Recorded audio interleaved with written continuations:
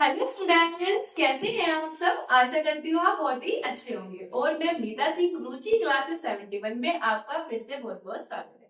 तो जैसे कि मैंने आपको बायोलॉजी की एक क्लास शायद दी भी है, तो अभी नेक्स्ट क्लास है। आपको पता है एक टॉपिक है हमारा बायोलॉजी में, ये हमारा 10th और 12th दोनों ही क्लासेस में क्वेश्चन आता है और दोनों ही में आपको एग्जाम में जरूर देखने के लिए मिलेगा। तो इसलिए मैं इस टॉपिक पे आपके लिए वीडियो लाई हूँ और बहुत ही इंपॉर्टेंट टॉपिक है और बहुत ही इंटरेस्टिंग भी है, जिससे आप ये जानेंगे कि आज ये कैसे ये लड़के और लड़की का हम कैसे वो होता है और कैसे हमारे मतलब पता चलता है कि लड़का होगा या फिर लड़की होगी। तो चलिए देख लेते हैं। आइएगा, किसकी बात कर रही हूँ मैं, बात कर रही हूँ आपके लिंग निर्धारण की। तो वो होता कैसे है, आइएगा देख लेते हैं। देखिए ये क्वेश्चन पहले तो आप ये देख लीजिएगा कितने एग्जाम में आया क्वेश्चन है। देखिए 2010 में, यहाँ पर क्या है 11 में, 13 में, 14 में, 15 में, 16 में, 17 में, 20 में, फिर बन रहा है यहाँ पर 19 में। तो देखिए कितने बार 2026 में मुझे पूरी उम्मीद है ये आपको देखने के लिए जरूर मिलेगा, चाहे तो शॉर्ट है। हालांकि जहां तक मैंने क्वेश्चन देखा है तो मैंने लॉन्ग में क्वेश्चन ज्यादातर देखा है, तो इसीलिए 10th हो चाहे 12th का हो, दोनों में ये क्वेश्चन बहुत ही इंपॉर्टेंट। तो चलिए देख लेते हैं, आइएगा क्या है।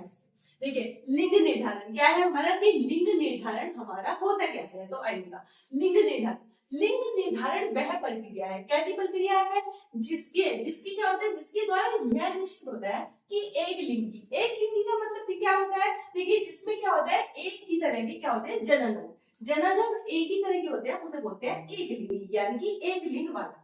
बात कर लेते हैं उसमें जंतुओं में लैंगिक जनन के पश्चात उत्पन्न होने वाली संतान, क्या जानेंगे कि हम नर होगी। लिंग निर्धारण का मतलब ये होता है कि जो हमारी संतान उत्पन्न होगी वो नर होगी या मादा, यानी कि लड़का होगी या लड़की। तो कैसे जानेंगे, तो ये क्या है, होने वाली संतान या तो नर होगी, क्या होगी, या फिर मादा।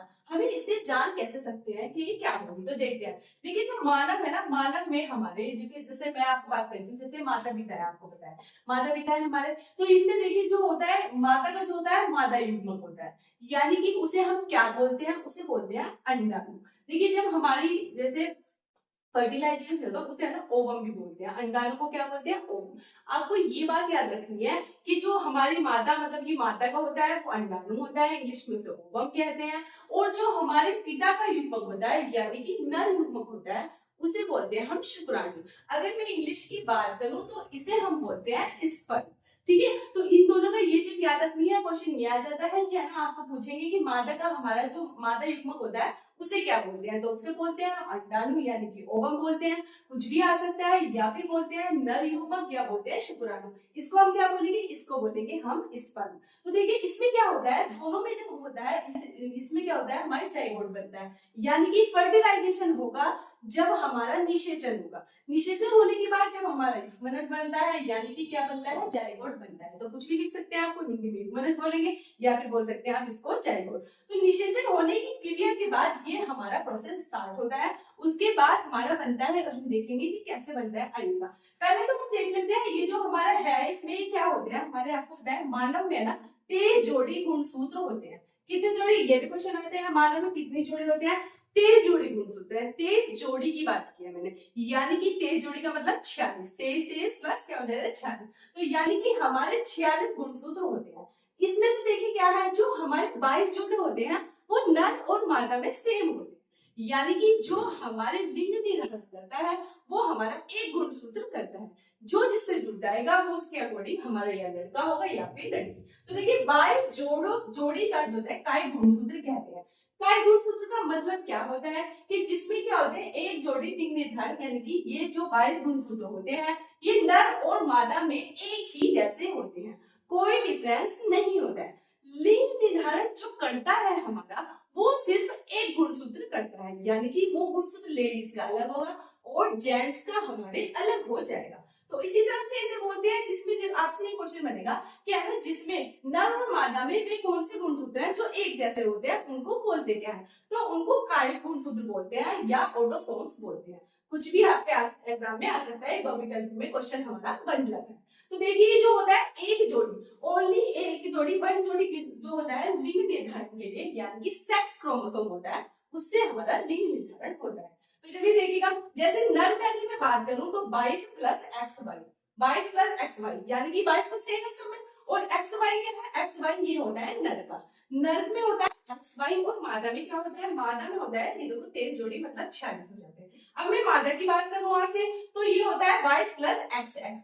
मादा के गुणसूत्र जो होते हैं दोनों ही एक्स होते हैं, लेकिन जो हमारे जेंट्स के गुणसूत्र होते हैं वो जो लास्ट वाला होता है यानी कि 23वां होता है, वो क्या होता है हमारा एक्स वाई। बस इसमें दोनों में यही डिफरेंस होता है। और ये जो एक्स वाई है यही हमारा निश्चित करता है कि लड़का होगी या फिर लड़की होगी। तो देखिए मादा गुण में दोनों में होते हैं, आपको मिले 23 जोड़े दोनों में आपको मिलते हैं। अब लिंग निर्धारण होता कैसे है, तो मैंने आपको बताया 22 जोड़ी, 22 जोड़ी का मतलब 44, ठीक है। 44 प्लस ये हमारा एक्स वाई यानी कि ये हमारे किसका है, नर का है। ये किसका है, हमारे नर का, नर गुणसूत्र है। बात करूं मैं आपसे 44 ऐसे ही प्लस ये क्या हो जाता है 22, तो मैंने आपको बताया सेम होते हैं यानी कि 22 जोड़ी यानी कि 44 हो गया, 44 सब में सेम होता है। और ये होता है एक्स एक्स यानी कि ये हो जाएगा हमारा मादा। तो इससे अब देखिए क्या होता है, ये जो हमारे यहाँ पर होता है अर्धसूत्री विभाजन। अर्धसूत्री विभाजन के देखिए आपको जो हमारे ये गुणसूत्र मिलते हैं ना, वो इस टाइप की संरचना होती है। किस तरह की, इस तरह की, जो एक्स दे रखा है ना इस तरह की संरचना हमारी होती है। तो देखिए ये दो है, इसमें क्या होता है अर्धसूत्री विभाजन हो जाता है। तो ये क्या होते हैं, बीच से क्या होता है डिवाइड हो जाता है यानी कि आधा इधर टूटता है आधा इधर टूटता है। अब देखिए होता क्या है, ये होता है हमारे जन्म केस में, यानी कि जब फर्टिलाइजेशन हो रहा होता है, ये क्रिया हो रही होती है, उसमें ये गुणसूत्र टूटते हैं और फिर देखा जाता है कि कौन सा गुणसूत्र किससे अटैच होगा और तब हमारा लिंग निर्धारण उससे निश्चित हो जाए। तो आइएगा यहाँ पर देखते हैं। देखिए मैंने आपको बताया ये जो गुणसूत्र है ना, इस तरह का गुणसूत्र आपको संरचना देखने के लिए जो मिलेगी एक्स की, यहाँ पर ये जो थोड़ा सा आपको नीचे की तरफ ऐसा मिलेगा लटका हुआ सा टाइप, ये क्या होता है, ये होता है हमारा नर वेल यानी कि नर वो होता है हमारे क्या होते हैं, ये नर, इससे पता चलता है कि है ना लड़का होगा। अगर देखिए अगर मैं आपसे बात करूं यहाँ पर जो ये वाला है, ये जो थोड़ा सा नीचे लटका हुआ है, ये क्या होगा हमारा एक्स वाई होगा यानी कि मेल। इससे पता चलेगा कि यहाँ पर क्या होगा हमारे लड़का होगा। अगर बात करें इस तरह का क्रोमोसोम आपको दिखाई दे तो नॉर्मल दिखाई दे, बिल्कुल नीचे से लटका हुआ भी नॉर्मली होगा, तो वो होगा हमारा मादा। देखिए अगर मैं आपसे मादा की बात करूं तो मादा में हमारे एक्स होते हैं। तो इस तरह की संरचना आपको अगर दिखाई देगी तो वहां पर मादा हो जाएगी, और इस तरह की संरचना आपको दिखाई देगी तो वो हमारा हो जाएगा नर, यानी कि इससे लड़का बनेगा और इससे क्या होगी हमारी लड़की का निर्माण होगा। अब देखिए ये होता कैसे है ये जान लेते हैं। देखिए मैंने आपको बताया यहाँ पर हमारे 44 यानी कि 22 जोड़ी 44 हो गए, और प्लस ये हो गया एक्स वाई का यानी कि ये हो गया हमारा नर। अगर मैं आपसे बात करूं जैसे यहाँ पर 44 22 जोड़ी हो गया, 44 प्लस ये होता है एक्स, ये हो गया हमारा मादा का। अब देखिए फर्टिलाइजेशन जब होता है कैसे ये इस तरह से जुड़ते हैं जो हमें पता चलता है। मान लीजिए इसमें 4 मैंने ये कर लिए, अब देखिए होता है कैसे है इसमें क्या करेंगे आपको पता है, ये हमने इसको दोनों को अलग कर लिया। आपको बताया एक्स, एक एक्स ये नर का ले लिया 22 प्लस एक्स, और यहाँ पर एक इनको दोनों को तोड़ दिया, 44 थे ना तो 22 यहाँ पर ले लिए एक्स के साथ, और इसके जो नर का एक होता है 22 तो 22 तोड़े और है ना एक इसके साथ ले लिया, दो को तोड़ के अलग अलग हमने डिवाइड करा। अब बात करते हैं जैसे कि मैंने किया है 22 प्लस एक्स, आपको पता है लेडीज में जो होते हैं हमारे गुण तो एक्स एक्स होते हैं और जेंट्स में होते हैं एक्स वाई, ठीक है। तो यहाँ पर अगर मैं आपसे बात करूं, यहाँ पर अगर आपसे कोई कहे क्या ना लड़की को जिम्मेदार मानते हैं, लेडीज को जिम्मेदार मानते हैं कि लड़की हुई है, तो लड़की का इसमें कोई भी रोल नहीं है। यहाँ पर मेन रोल हमारा जेंट्स का हो जाता है। तो जेंट्स की जिम्मेदार होता है अगर लड़की भी होती है, क्योंकि लेडीज के तो दोनों ही गुणसूत्र एक्स एक्स होते हैं और जेंट्स के होते हैं एक्स वाई, तो लिंग निर्धारण हमारा जेंट्स के उससे ही होता है। तो चलिए देख लेते हैं आइएगा। देखिए जैसे मैंने यहाँ पर लिखा, अगर इसकी चीज इसको है ना नीचे हम ऐसे ही लिखेंगे। अब देखिए यहाँ पर क्या लिया, यहाँ पर गुणसूत्र यहाँ पर एक्स लिया है। अगर मान लीजिए यहाँ पर इससे लेडीज की एक्स से ही अटैच हो जाएगा, यानी कि ये गुणसूत्र में डिवाइड होता है ना, यहाँ पे मैंने आपको बताया अर्धसूत्री विभाजन, जब ये टूट के क्या हो जाएगा एक्स एक्स मिल जाएंगे, तो हमारा क्या होगा यहाँ पर हमारी लड़की यानी कि जो हमारा बच्चा होगा वो होगी लड़की। अब देखिए जैसे यहाँ पर हमारा है एक्स एक्स, एक मैंने एक्स यहाँ से ले लिया और इधर से क्या लिया मैंने यहाँ से भी ये एक्स ले लिया, तो आपको पता है एक्स एक्स बनता है तो बनेगी हमारी लड़की। अब देखिए जैसे वाई का है, वाई का हमने एक यहाँ से ले लिया एक्स और एक यहाँ से ले लिया वाई, तो एक्स वाई जब बनता है तो बनेगा लड़का। इसी तरह से यहाँ पर इसका ले लिया हमने, यहाँ पर एक्स ये लेडीज का एक्स है और यहाँ पर जेंट्स का हमारा वाई हो गया, तो एक्स वाई बन गया यहाँ पर लड़का। यानी कि 50-50% चांस होते हैं या तो लड़की होगी या फिर लड़का होगा। देखिए जैसे अनुपात की बात करूं तो देखिए 2 में हमारी बनी लड़की और 2 में बन गया हमारा लड़का। इसका अनुपात लेंगे 2:2 का, अगर मैं इसे काटूंगी 2:2 और हमारा 2:2, यानी कि 1:1 का अनुपात हमारा बनता है। क्या है का मतलब 50-50 चांसेस रहते हैं, या तो लड़का होगा या लड़की होगी। लेकिन ये बिल्कुल भी नहीं, अगर आपको कोई कहे लड़की होने की जिम्मेदार लेडीज होती है, तो ऐसा कुछ नहीं होता, क्योंकि उसके दोनों ही गुणसूत्र XX होते हैं।